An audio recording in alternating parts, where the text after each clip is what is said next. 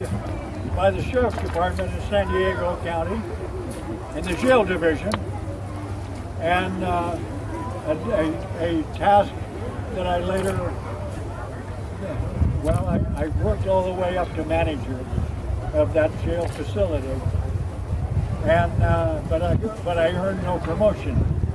I did it at the same pay I did as a supervisor, and so I was offered a position in the Superior Court of San Diego for a judge's clerk. I got an immediate $5,000 increase in salary. So this young man wasn't born and fell off of a turnip truck. It just didn't happen. But I know all of you here can't really hear all of me. I will do my very best to try to raise my voice. As you know, I have ALS, and as such, my voice is not as strong as it used to be. That's why I have to have help getting in and out of that chair and up onto the stool and wherever I go. Thanks to a wonderful lady, my wife, who's sitting here, and she takes care of me in every respect. And I can tell you, when it takes me 2 hours to get dressed in the morning to come up here, that speaks well of who she is. And that's a wonderful thing. But I have so enjoyed all of you.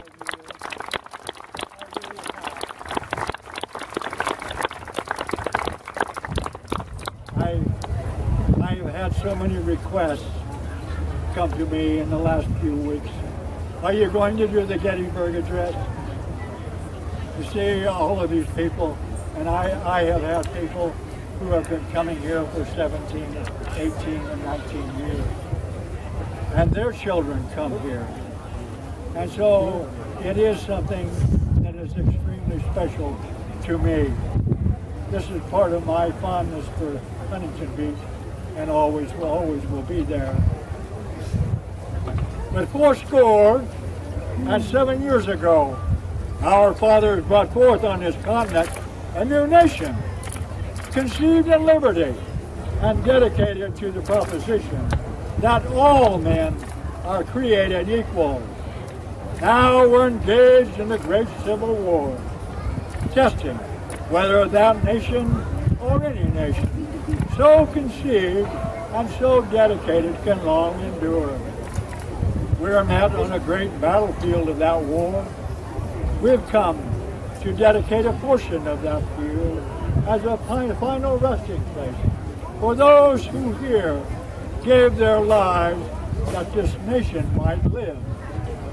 It is altogether fitting and proper that we should do this, but in a larger sense, we cannot dedicate, we cannot consecrate, we cannot hallow this ground.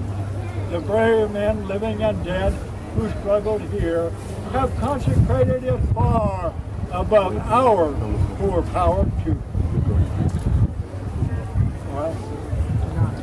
Well, what we track. The world with little notes no longer remember what we say here, but it can never forget what they did here. It is for us, the living rather, to be dedicated here to the unfinished work, which they who fought here have thus far so nobly advanced. It is rather for us to be dedicated here to the great task remaining before us, that from these honored dead we take increased devotion to that cause for which they gave the last full measure of devotion. That we here highly resolve that these dead shall not have died in vain, that this nation, under God, shall have a new birth of freedom, and a government of the people, by the people, for the people, shall not perish from the earth. And then this war continued. On March the 4th of 1865, I addressed the nation as I address you now on my second inaugural. There was no occasion for a lot of loud speaking. 4 years of war have said enough for this country. But I said a few other words. Among those, fondly do we hope, fervently do we pray, that this mighty scourge of war shall speedily pass away. Yet, if God wills that it continue until all the wealth of the bondman's 250 years of unrequited loyalty shall... Well, let me back up. I should say. Let's see.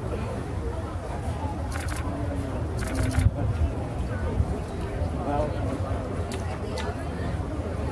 not every drop of blood drawn by the lash shall be paid by another drawn by the sword. As was said 3,000 years ago, so still it must be said, the judgments of the Lord are true and righteous altogether, with malice toward none, with charity for all, with firmness in the right, as God gives us to see the right.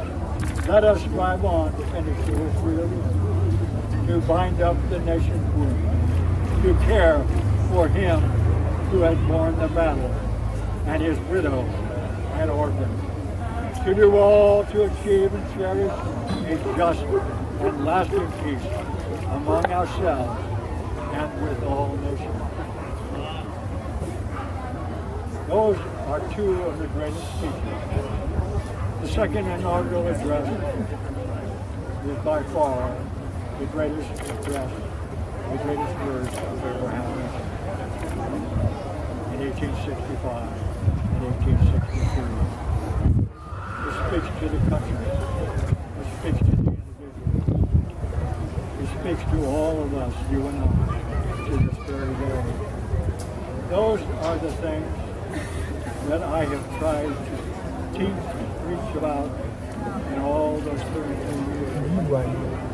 When I first started this, I would never be here talking to you ever. On that first occasion of going to an elementary school, and I had a young student, 5th grade, who handed me a microphone, and I got froze. Because I at that time, I hated public speaking. I had no desire to get up in front of people like you in any way, shape, or form. Never, ever, ever. And so it was through that school when they got me up in their room. And that school was wired for television for every room. And I was talking to all of them. And of course, the students told me that that's what was going to happen. Long move. But no, I went through it. And through the years, all of them, and here, the closer that I came to becoming that great man. It takes years of effort to do it. It really does. But when you finally get to that point where you can stand on a stage in front of 5,000 and do what you have to do. You're at a university back in Tennessee, and you're there and you give an hour performance, and you have standing orders, and you have standing room only theater there. Those are the things. And then when you have a gentleman, a member of the Senate, who is running for vice president of this country, and he looks at me and he says, Mr. Lincoln, he says, how many words are in the Gettysburg Address? Now, I don't know why I should ask you. You don't even know what day it is. And so, as Jack Kemp laughed, and then when I of course told him, there's 272 words. But it's an amazing thing to have all of NBC, ABC, and CBS you're on national television, and you better not lose it. You better not pretend. Times have changed, and this disease that I have has changed things too. Now it's my time to say goodbye to everybody. And as far as Mr. Lincoln is concerned, anyway, I may be here next year, but not this one. I will be here to say hello to everybody else. But it all depends upon the man who does. And that's where my faith is. And that's the thing that I will say is, in studying Lincoln for 33 years, my library at home consists of over 400 books on Lincoln. And so it's through those words in there that how much he appreciated the word that's contained in the Bible. Those are the things that I've studied, that I've looked for and desired, and have tried to pattern myself. When you're dressed like this, or you even look like this, you don't walk into a bar and have a beer. Just don't do it. You may walk in there, but you better have water. These are the things, young people particularly, about Abraham Lincoln. He is our greatest president that we've ever had, bar none. And so,